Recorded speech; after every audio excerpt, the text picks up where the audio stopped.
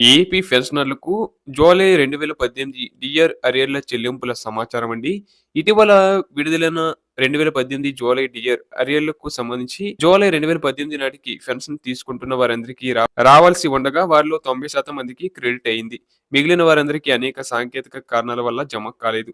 ఈ కారణాలన్నిటికీ ఖజానా సంచాలకులు ఆంధ్రప్రదేశ్ వారి దృష్టికి తీసుకుని వెళ్లి చర్చించడం జరిగింది. ఈ సమస్యను మార్చి 15 లోపల పరిష్కరించుటకు కృషి జరుగుతుందని రాష్ట్ర పెన్షనర్స్ అసోసియేషన్ వారు తెలియజేశారు.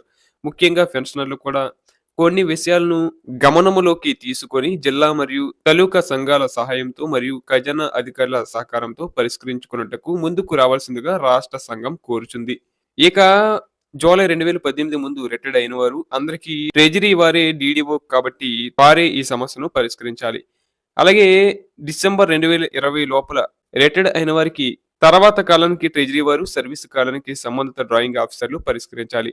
అలాగే జనవరి 2021 నుంచి డిసెంబర్ 2021 వరకు వారికి సంబంధిత డ్రాయింగ్ ఆఫీసర్లు పరిష్కరించాలి. ఈ తెలపబడిన వారందరూ జూలై 2018 ముందు రిటైర్డ్ అయిన వారందరూ ట్రెజరీ అధికారుల ద్వారా, మిగిలిన వారందరూ వారి యొక్క డ్రాయింగ్ ఆఫీసర్ ద్వారా పరిష్కరించుకోవాలి.